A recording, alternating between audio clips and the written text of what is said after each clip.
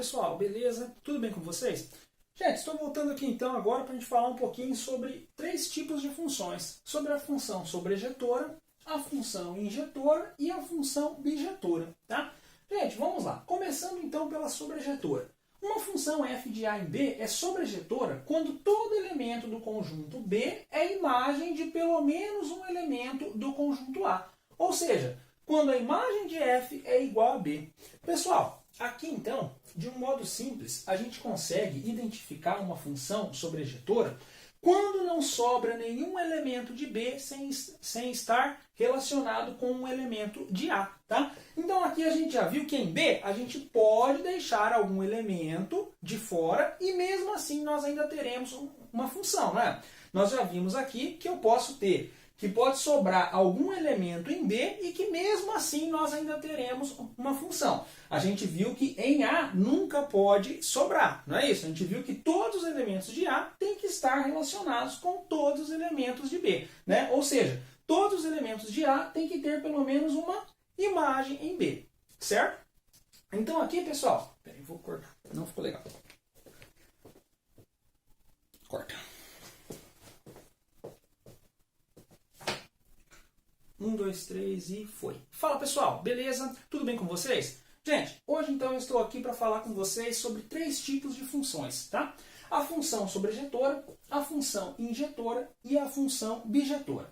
Vamos lá então, começando pela sobrejetora. Gente, o que é uma função sobrejetora? Uma função f de a em b é sobrejetora quando todo elemento do conjunto B é a imagem de pelo menos um elemento do conjunto A. Ou seja, quando a imagem de f é igual a B, certo?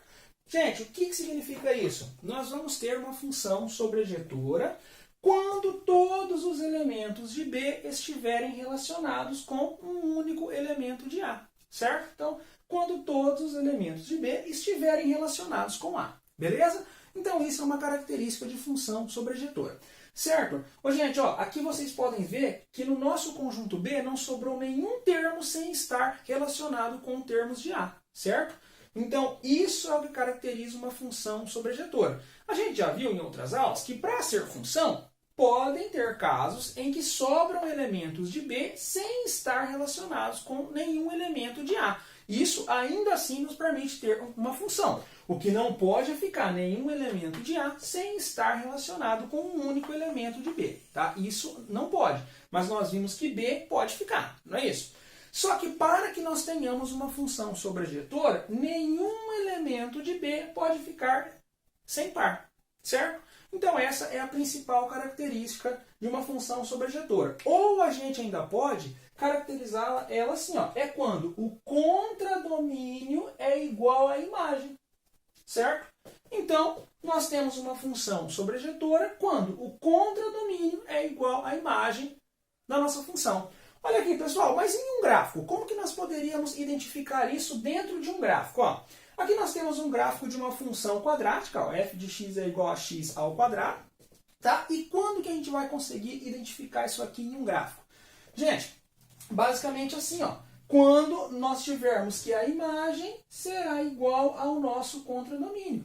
Olha aqui, aqui vocês podem perceber que o nosso contradomínio seria quem? Nesse caso aqui, ó, quem que seria o nosso contradomínio de f? Nesse caso aqui seria todos os números reais positivos, não é isso? Então aqui nós teríamos que o nosso contradomínio, ele seria os números reais positivos.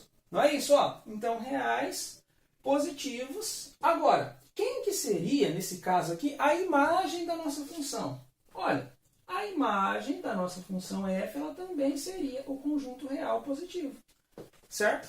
Então, aqui, ó, o que nós temos? Que o contradomínio ele é igual à imagem da nossa função. Então, dessa forma, a gente consegue definir uma função sobrejetora pelo gráfico.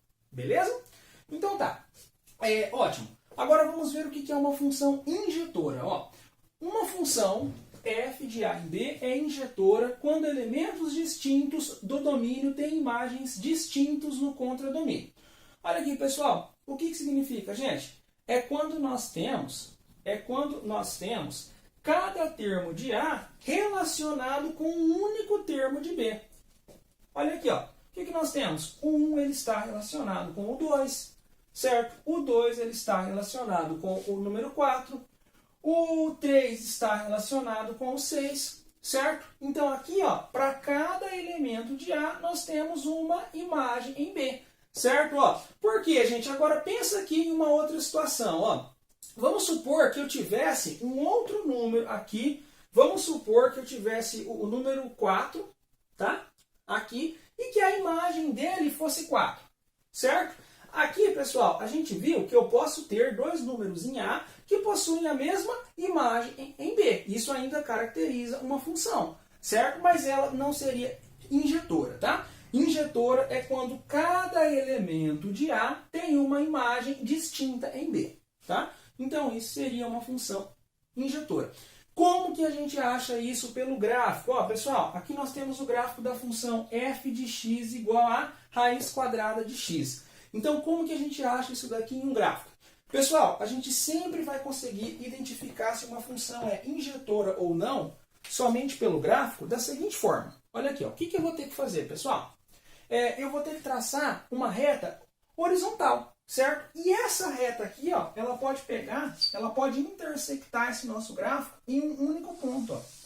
Então, olha aqui, ó. Cada reta horizontal que eu trace, ela pode intersectar o nosso gráfico em um único ponto.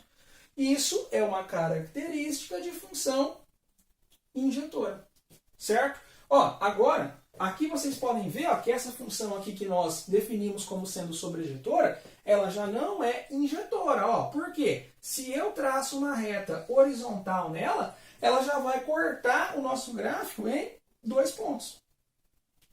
Olha aqui, certo? Então ela já vai cortar esse nosso gráfico em 2 pontos. Beleza, pessoal? Então, ó, injetora, cada reta horizontal que eu traço, ou seja, cada reta paralela que eu traço ao eixo x, ela só pode cortar o nosso gráfico em um único ponto. Isso que é uma característica, então, de função injetora de acordo com o nosso gráfico, tá? Beleza, e quando que a função ela vai ser bijetora? Pessoal, ó, muito simples. Agora que a gente já sabe o que é função sobrejetora e o que é a função injetora, fica muito fácil para nós definirmos a bijetora. Pessoal, bijetora é